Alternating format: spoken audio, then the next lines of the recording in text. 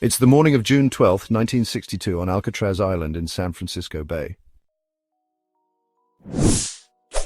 So, we've got three prisoners, Frank Morris, John Anglin and his brother Clarence. 7 a.m. roll call one day, they don't respond. So, a guard goes to check on all three of them. He sees all three of them lying in their beds. So he walks over to Frank's cell and he taps him on the head with his nightstick and Frank's head falls off. Oh my God! This guard had the shock of his life. He probably thought he had just decapitated the man. All three prisoners have vanished from their cells, with 3 lifelike papier-mâché heads left behind. Immediately this creates chaos. These prisoners are gone. How could these prisoners have escaped this super-security prison? They discover that another prisoner, Alan West, also is in possession of a fake head made out of papier-mâché. West admits he was part of an escape, but failed to get out of his cell in time. In exchange for leniency, he agrees to tell investigators exactly how his fellow inmates did the impossible. It's amazing that these 3 men were even able to get out of the prison complex itself. Alcatraz had the reputation of being the most secure prison in the country. Even if you do get out of Alcatraz, you still have to contend with 6 watchtowers as well as a 20-foot fence with barbed wire. And if by some miracle you make it over that as well, you still are dealing with the dark and turbulent waters of the San Francisco Bay. Now let's talk about the inmates. Who were these men that dared to escape from the most secure prison in America? What drove them to take such a risk? Stay tuned as we delve deeper into their stories. Frank Morris and the Anglin Brothers came to Alcatraz with a long history of escapes. Frank Morris is a career criminal, a very good one too. He'd been in and out of the system since the age of 13, mostly for robbery charges. He was such an accomplished escape artist that some people referred to him as the Houdini of the prison system because he had successfully escaped from so many facilities before being sent to Alcatraz. John and Clarence Anglin, they were from the Florida-Georgia area. They were career criminals. They had robbed a bank in Ohio with a toy gun. But they get sent to Alcatraz because they were trying to escape Leavenworth prison. But according to the testimony Alan West gives, West is the mastermind behind this plot. As West tells investigators, they first needed a way out of their cells and into the maintenance corridor behind. Looking inside a cell on Alcatraz, there's only a few features, and one of them, right below the sink, is an air vent.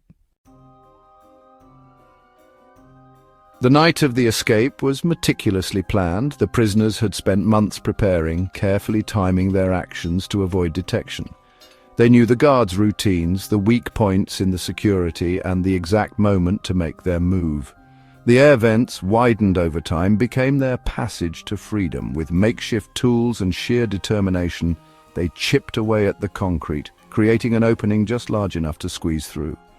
The sound of scraping metal echoed softly in the night, masked by the constant hum of the prison. One by one, they slipped through the vents, leaving their cells behind. The journey through the utility corridor was fraught with danger, but their resolve was unshakable. They climbed the pipes, avoiding the guards' watchful eyes, and made their way to the roof. The final obstacle was the fence, a formidable barrier, but not insurmountable. With a makeshift raft waiting, they descended into the cold, dark waters of San Francisco Bay, hoping the currents would carry them to freedom. The escape was a testament to their ingenuity and willpower, a daring bid for liberty against all odds.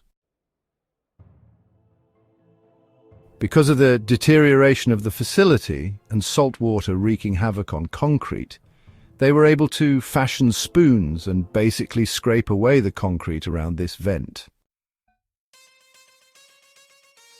They work at night, standing guard for each other, and devise a way to cover up their handiwork. Because these men would be widening their vents, they couldn't just leave holes in the back of their cells. West secures green paint from his prison job, and he shows the other prisoners that there's a way to kind of repaint around the vent as they remove it. It requires a lot of patience because the guards go around and do hourly checks. Later on, what they do is they start to create papier-mâché vents as sort of a cover for the holes that they're creating. If you looked at it from the cell, you're only a good 9 feet away. You just look at it, it looks like the regular vent that was there in the first place. Morris and the Anglins finally make their way through the hole for the first time, and they make their way to the top of the cell block through that maintenance hallway by climbing up pipes to take a look at the vent that West has picked out for the escape. But when they get to that vent, they realize that they have a problem. The vent is bolted into place. The escapees will need time out of their cells, over weeks and even months, to file down the bolt, securing the roof vent.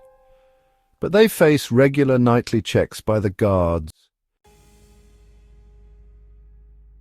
So to convince the guards they're still in their cells, the escapees design fake heads for their prison beds.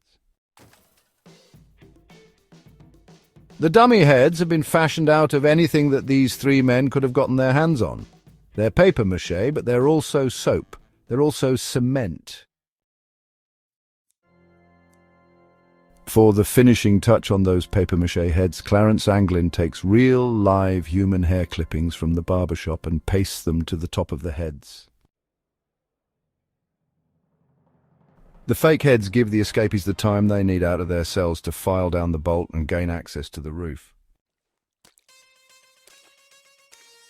But getting out of the building is only half the plan. They also have to figure out a way to the shore.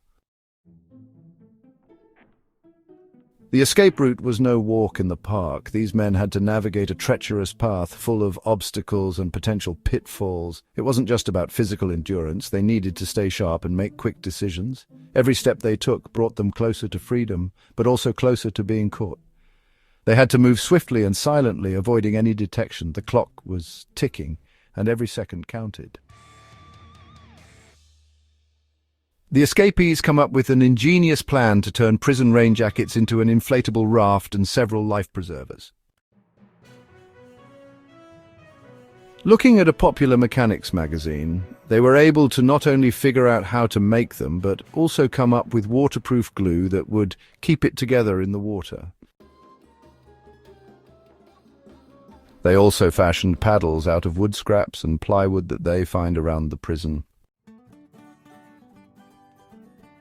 They steal a concertina and use it as a kind of bellows to inflate this makeshift raft. Sometime around 10 p.m, Frank Morris, John Anglin, and his brother Clarence launch their makeshift raft into the treacherous waters of the San Francisco Bay, never to be seen again.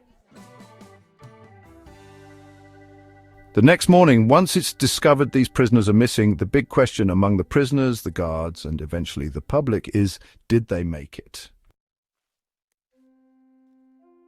So the FBI is called in to launch a search.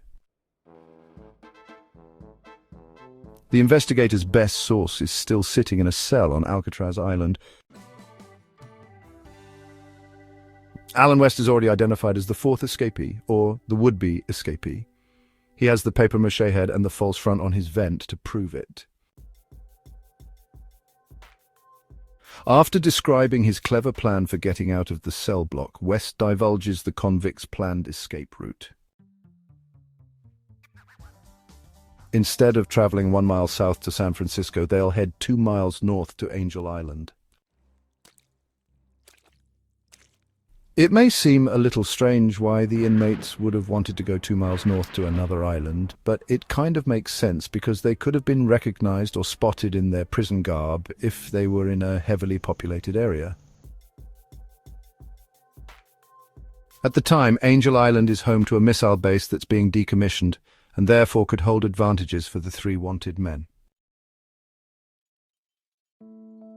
It's being taken offline and there are very few people there at any given time. There also might be actual boats there that the men can use to make it to the mainland. The mainland in this instance isn't San Francisco, but Marin County, which is only a quarter of a mile north. Once they landed in Marin, Alan West says the plan was to steal a car. As the investigation unfolds, details begin to emerge about the intricate plan. The authorities are piecing together the clues, trying to understand how the escape was orchestrated. The search is on, and every lead is followed meticulously. While searching the waters around Angel Island a few days after the escape, investigators discover a crucial clue that could line up with the testimony of Alan West. There was a sealed packet made out of the rubber raincoats, so obviously none of the water would get in. They were able to confirm that they belonged to the Anglins because they had many Anglin family members, some pictures of the family members.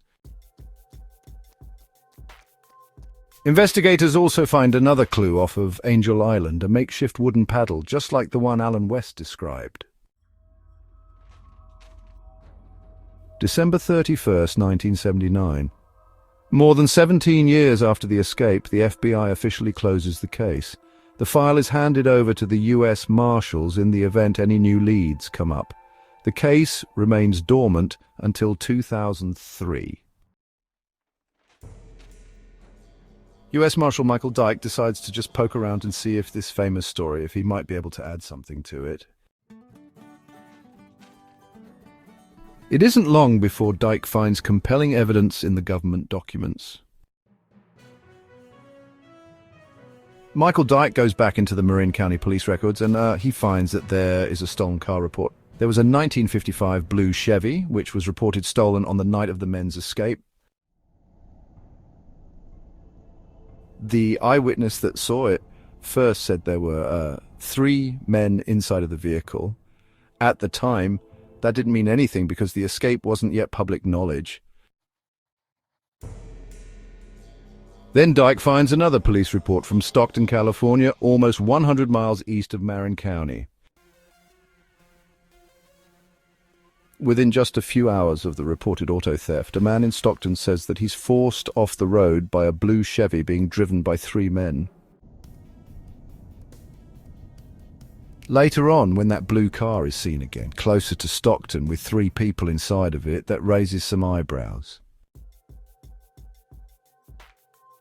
If this evidence is to be trusted, the men may have very well survived the frigid waters and fled to Angel Island according to plan. The mystery surrounding the escape from Alcatraz has fascinated people for decades. How did they manage to pull it off? What were the intricacies of their plan? And most importantly, did they survive the treacherous waters of San Francisco Bay? These questions remain unanswered, leaving a cloud of intrigue over one of the most famous prison breaks in history. Frank Morris and the Anglin Brothers really could have gotten away with it. Their meticulous planning and daring execution provided a glimmer of hope that they might have reached freedom. The evidence, or lack thereof, suggests that perhaps, just perhaps, they succeeded in their audacious escape. This is a fun story to think about, right? I mean, here you have this inescapable fortress, this supermax prison, and here you have these 3 guys who figured a way out. They've bounced in and out of prisons their whole life, institutions, but they used what they've got. Their smarts, whatever they can pick up around the prison, they fight the law and maybe they won. No bodies have ever been produced. No evidence of their death has ever been produced. It's still one of the great mysteries of the 20th century, and everybody gloms onto it because they love when an